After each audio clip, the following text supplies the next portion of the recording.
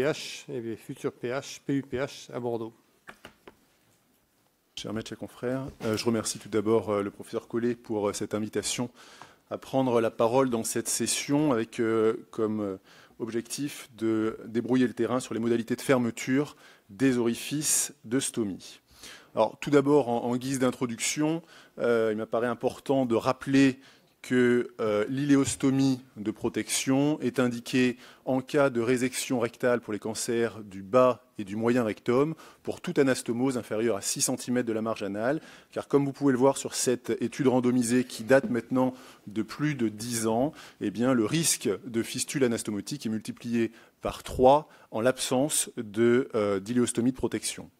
Malgré tout, l'iléostomie de protection a aussi une morbidité propre, avec une durée opératoire de fermeture d'1 heure approximativement, une durée d'hospitalisation de 5 jours, et ça sur une revue de la littérature de 48 études et plus de 6000 patients, et puis une morbidité post-opératoire, comme vous pouvez le voir, de 17%, avec principalement un iléus post-opératoire de 7%, un abcès de paroi, d'une fistule de 1,5% et enfin un taux de réintervention de 2,5%. Donc ce n'est pas anodin de fermer une stomie. Par ailleurs, à long terme, vous voyez le taux d'éventration.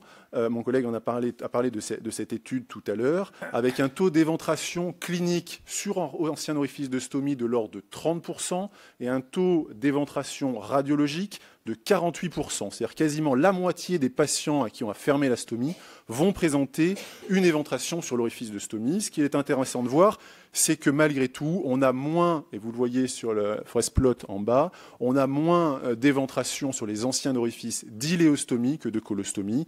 Donc quand vous avez une stomie de protection à faire, préférez l'iléostomie à la colostomie pour les suites à long terme et éviter cette éventration. Alors, sur les modalités de fermeture, puisque ça c'était en guise d'introduction, la première question, à mon sens, c'est quand faut-il fermer cette stomie ? La deuxième, c'est comment fermer la stomie ?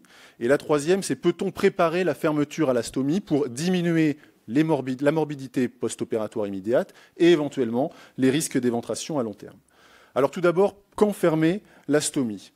Il y a déjà un papier qui est sorti il y a 10 ans maintenant dans BJS de l'équipe de Beaujon, qui a été suivi par un papier beaucoup plus récent d'une étude randomisée multicentrique qui est parue dans Annals of Surgery en 2017. Et vous voyez que ces deux papiers à 10 ans d'intervalle disent à peu près la même chose. La fermeture précoce, c'est-à-dire entre 8 et 13 jours après la résection rectale versus la fermeture à long terme, c'est-à-dire 2 à 3 mois, eh bien, la durée opératoire est plus courte en cas de fermeture précoce, 50 versus 70 minutes.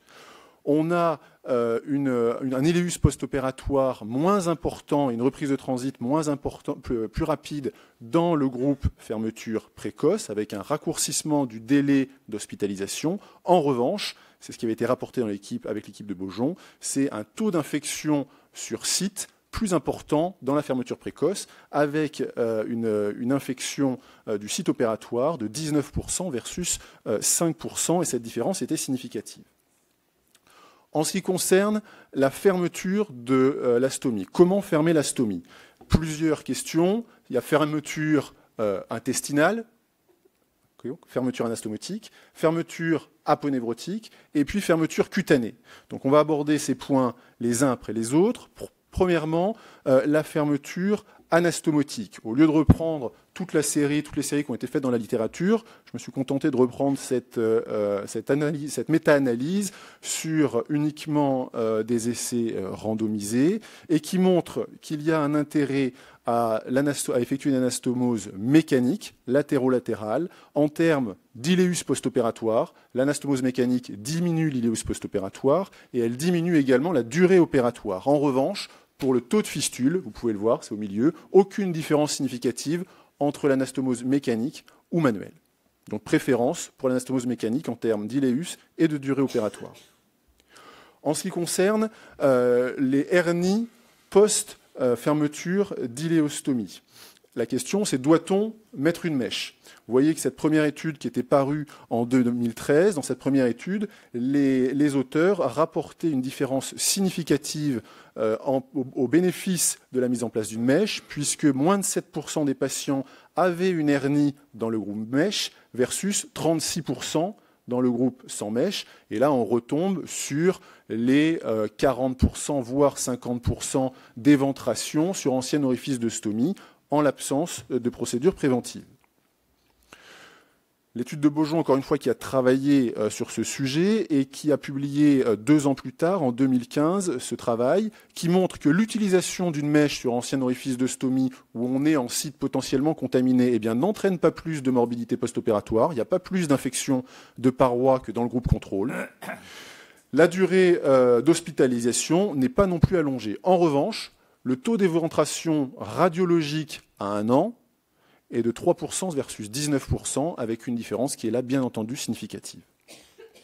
Alors, on attend maintenant avec impatience les résultats d'une étude qui est en cours. On est en train d'inclure dedans, c'est Léon Maggiori et Yves Panis qui mènent cette étude, où on compare les fermetures d'iléostomie temporaire par raphie simple versus mèche synthétique ou mèche biologique. Et donc, on aura une réponse à long terme suite à cet essai randomisé multicentrique.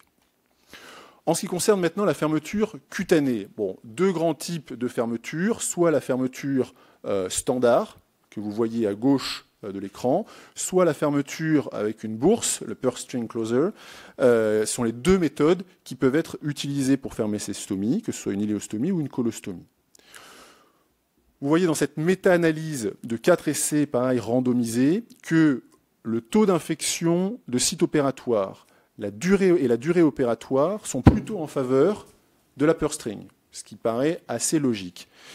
Ce qui est assez surprenant dans cette méta-analyse, c'est qu'au niveau esthétique également, les auteurs rapportent un meilleur résultat pour la bourse par rapport à la fermeture classique, qui, ce que je dois le dire, n'est pas en accord avec notre pratique.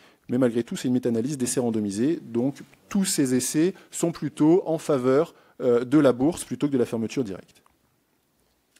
Enfin, dernier point, peut-on préparer la fermeture de la stomie pour éviter ces complications à court, moyen et long terme ?